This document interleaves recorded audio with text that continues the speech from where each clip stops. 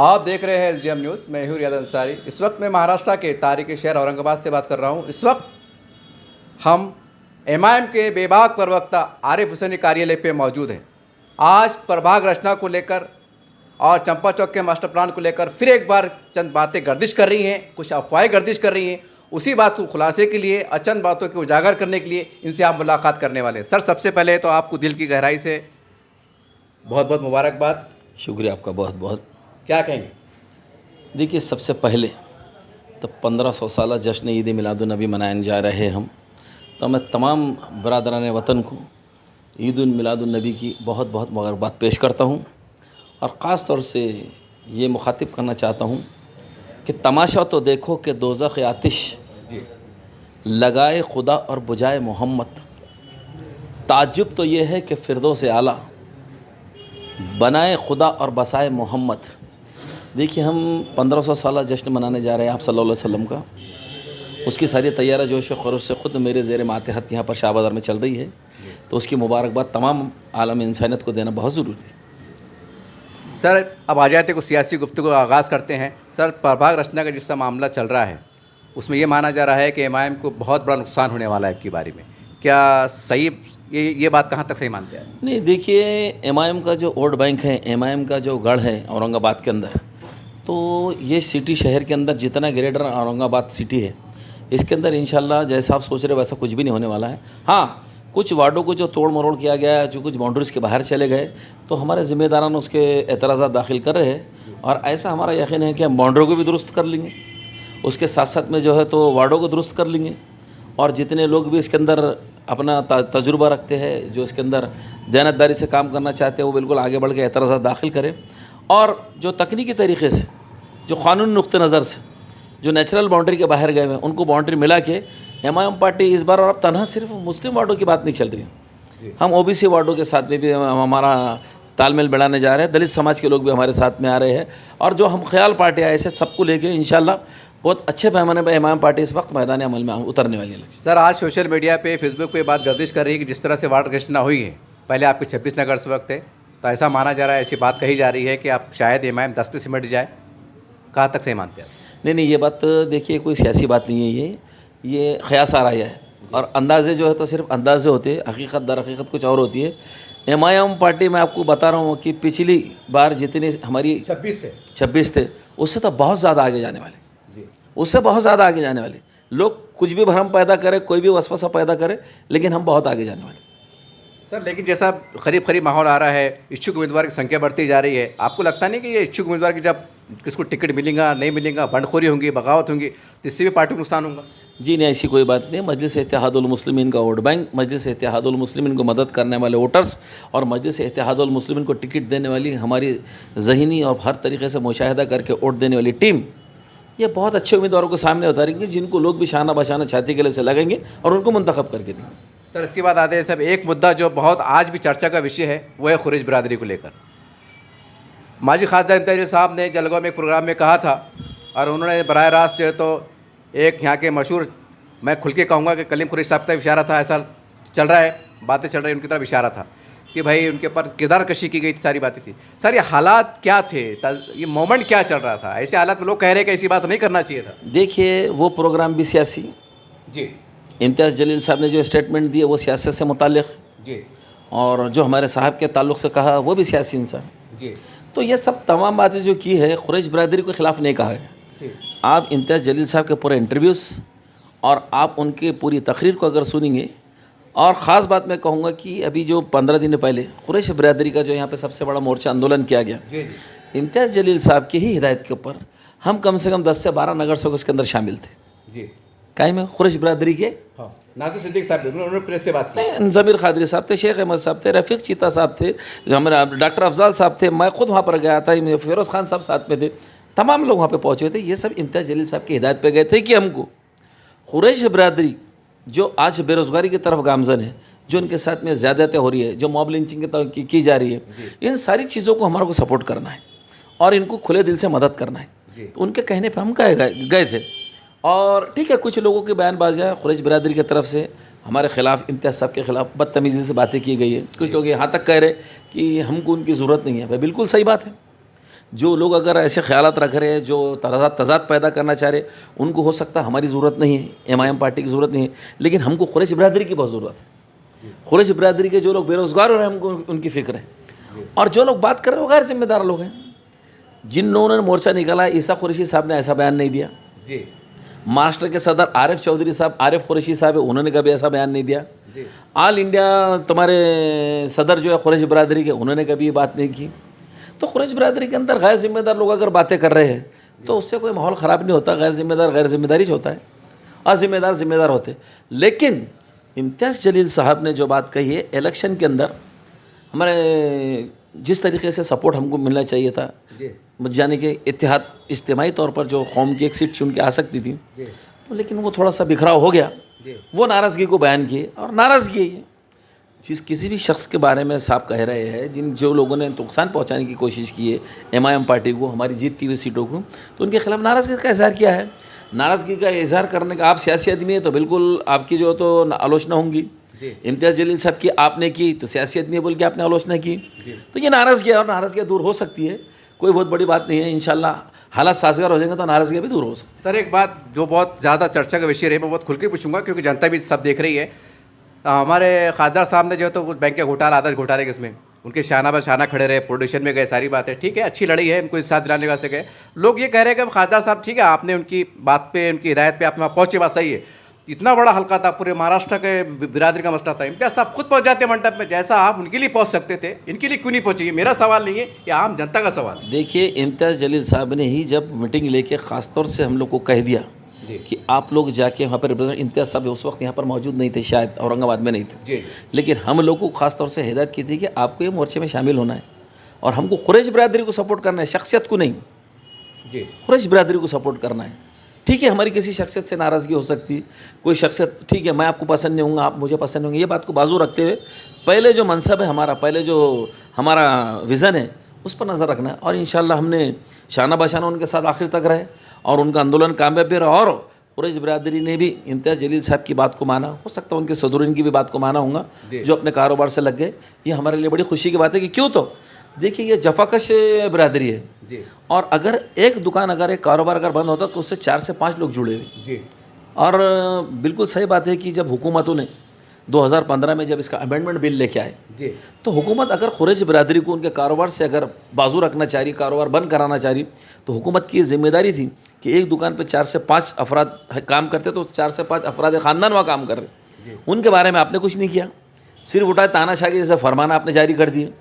तो इस चीज़ के खिलाफ में 2015 से आंदोलन होना चाहिए था। ये आंदोलन बहुत लेट हुए, ये 2015 से अगर आंदोलन होता तो यकीनन और कामयाबी इसके अंदर मिलती थी कुरैश बिरादरी। लेकिन सर, जैसा आपका नाम है मजलिस इत्तेहाद मुस्लिमीन, आज लोग ये कहते हैं, फर्ज पर उठा के देख लीजिए आप, फिर ये कोई ना हो, बहाने से क्यों ना हो, शरज क्यों ना हो, इंतशार की बात नहीं। इंतशार कहाँ इंतजार दिखाई दे रहा आपको? अब ये जो तनाज़ा उभरा नहीं, देखिए हम आप भी मात खा गए इस बात के अंदर, आप ही नहीं समझ सके तो हम क्या लोगों को समझेंगे। कुरैश बिरादरी को हमारा पूरा समर्थन, ये इम्तियाज़ साहब ने कहा, कुरैश बिरादरी के आंदोलन को पूरा हमारा समर्थन, और कुरैश बिरादरी के ख़िलाफ़ में जो हुकूमतों की तरफ से और ये जो बजरंग दल की और आरएसएस के लोगों की तरफ से जो मुहिम चलाई जा रही है, जो उनके साथ में जुल्म सितम हो रहा, उसकी आलोचना अगर किसी ने की तो इम्तियाज़ जलील साहब ने की। और इससे ज़्यादा हमने क्या करना बताइए, वो भी करने को तैयार है कुरैश बिरादरी के लिए। लेकिन हम कुरैश बिरादरी को अपने से जुदा ना हम समझते हैं और ना ही हम उनको अपने से कोई खिलाफ समझते। सर, हम देखते हैं चुनाव आते हैं, तमाम फ़िरका परस्त पार्टियाँ, चाहे छोटी हो बड़ी हो, इनके कारकुन बोलिए, इनके ज़िम्मेदार बोलिए, बाज़ाब्ता मीटिंग लेते हैं। हम देखते हैं मुख्तलिफ त्यौहार के मौके पर शिवसेना, भाजपा, ये सारी बात, हालांकि उसके सियासी वो होते हैं, लेकिन कोई त्यौहार के बहाने से बिल्कुल गले मिलते हैं, मिठाइयाँ बाँटते हैं। तो मैं ये कहना चाह रहा हूँ कि ये तनाज़ा उभर गया है ये, तो क्या आने वाले वक्त में हफ्ते में कोई एक मीटिंग होंगी, उनको मधु किया जाएगा, गले मिलेंगे, कुछ पहल होंगी, हो सकता है ऐसा? नहीं, देखिए इसके अंदर मैं आपको फिर बता रहा हूँ कि ये नज़रियाती इख्तलाफात, सियासी नज़रियाती इख्तलाफात, आप उसको शख्सियत पे मत ले जाइए।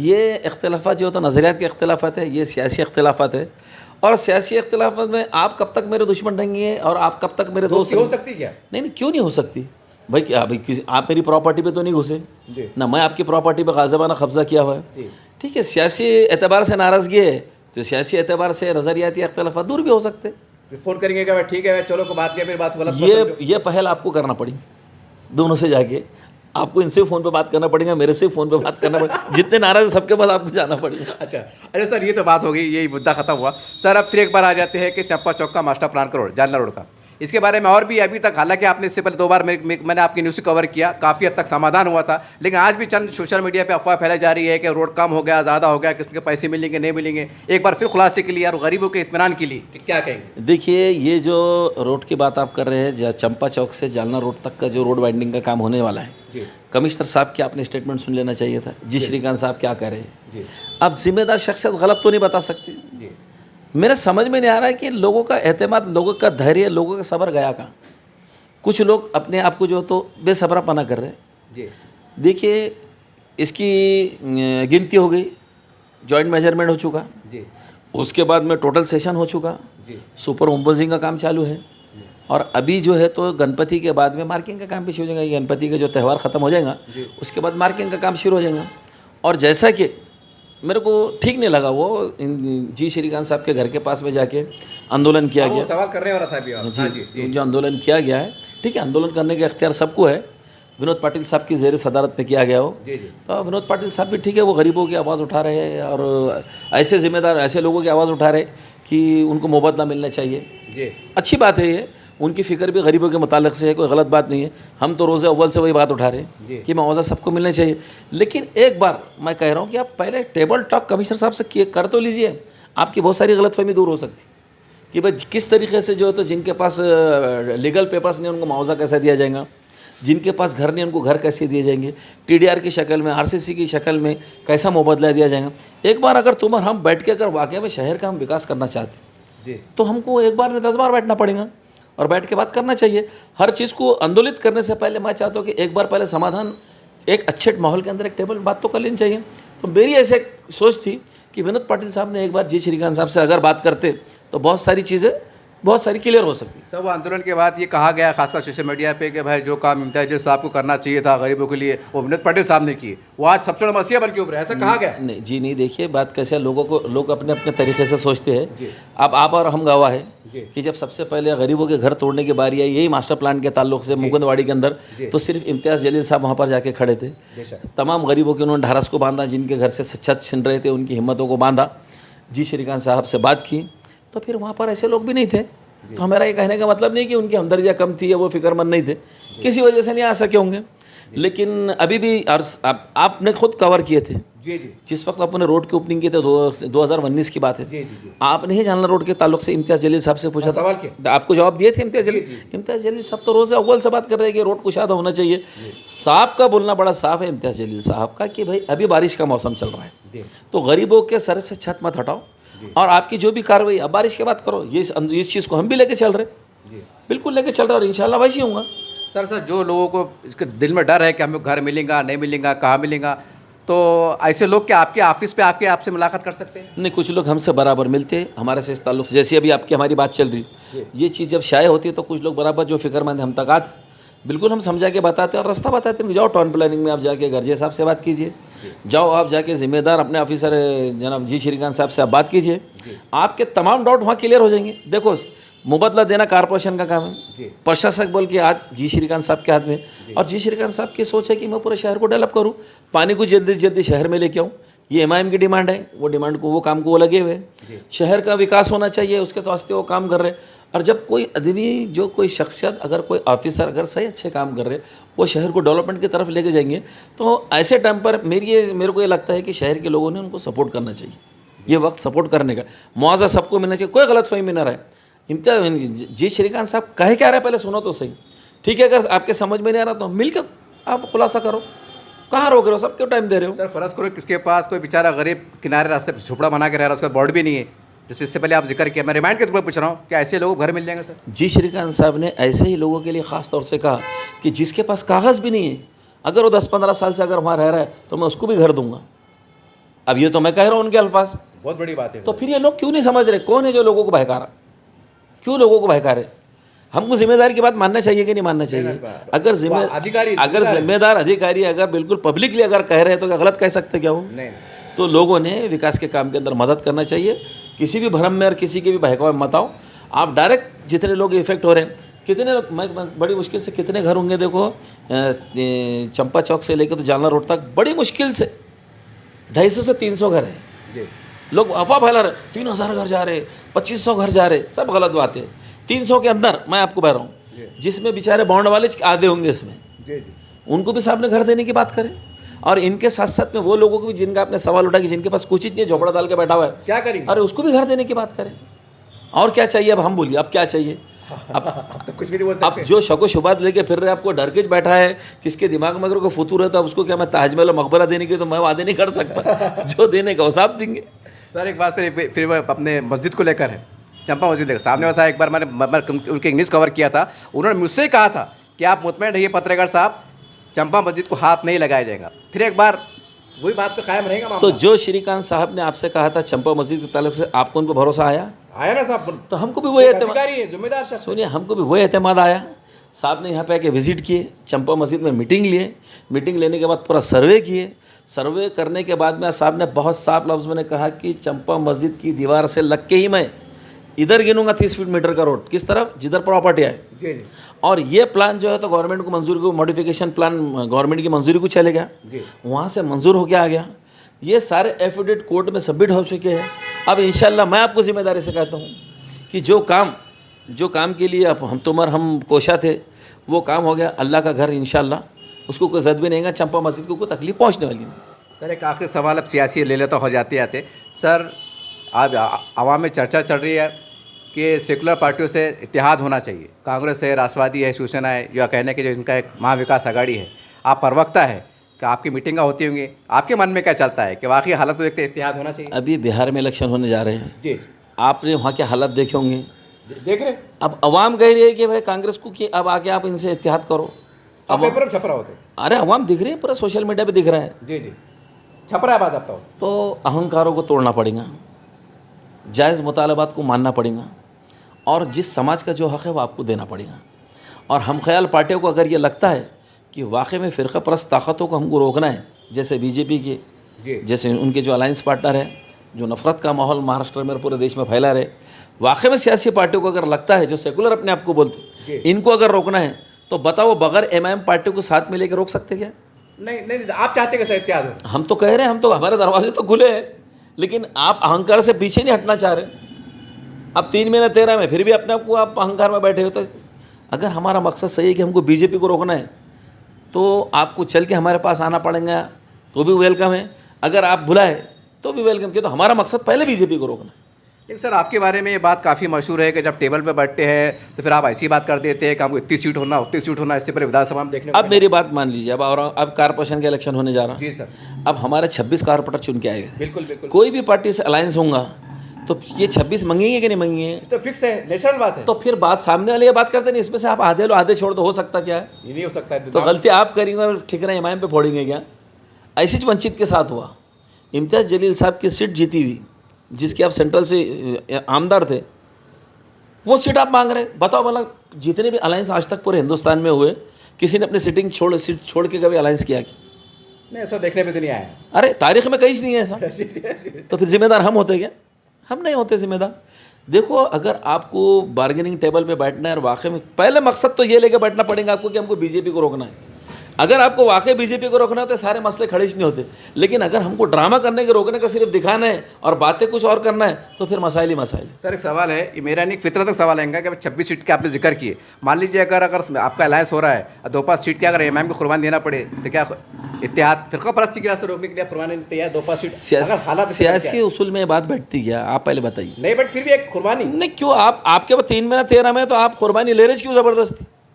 ज़बरदस्ती किसी का कत्ल कर रहे क्यों आप? अच्छा। मत कीजिए ना, उसूल पे बात कीजिए। उसूल पे बात करना पड़ेगा तो आपको भी सम्मान मिलेगा, आपसे भी सम्मानजनक बात होंगी और इंशाल्लाह नतीजे भी अच्छे होंगे। देखिए, इस तरह से इमाम के प्रवक्ता आरिफ हुसैन साहब से हमारी मुलाकात हुई। 2 बातें बहुत गर्दिश कर रही थी सोशल मीडिया पे, काफ़ी लोग कह रहे थे कि जाके साहब से एक बार बातचीत कीजिए। कोई गरीब थे, जिम्मेदार थे बेचारे, क्या होगा, घर मिलेगा नहीं मिलेगा, तमाम बातें आपके पास पहुँच चुकी हैं अल्हम्दुलिल्लाह। और कुरैश बिरादरी का जो मसला जो काफ़ी अभी भी चर्चा में सुर्खियों में है, मैंने बहुत खत्ते इम्कान कोशिश किया हूँ कि तमाम बातें मनोयन आपके सामने सरकूँ। वो तमाम बातें साहब की ज़बानी भी आपके सामने हैं, यानी कि जनता की अदालत में है। और साहब ने कहा कि हम सियासी तौर पर उन्हें एक बहुत बड़ा बात की है कि हम इत्तेहाद के लिए तैयार हैं। वाकई ये बहुत बड़ी बात है और नेचुरल बात है कि जिसके 26 नगर सेवक चुन के आए हुए हो वो कुर्बानी नहीं दे सकते। ये एक फितरी अमल बात है। अब सेकुलर पार्टियों के हाथ में है कि वो मुसलमानों को सही मानव का इंसाफ देना चाहते हैं तो कौन सा रास्ता निकल सकता है, कैसा निकल सकता है, ये तय करना, ये सोचना, ये आपकी जवाबदारी है। इन्होंने डंकी की चोट पे कह दिया है कि हम फिरका परस्त ताकतों को रोकने के लिए सरगर्म अमल है, आपसे हाथ मिलाने के तैयार है। देखना यह है कि आने वाले चंद दिनों में ये सियासी ऊँट, ये सियासी जंग किस करवट बैठती है। देखते रहिए आप SDN न्यूज़ चैनल। जय हिंद, जय महाराष्ट्र।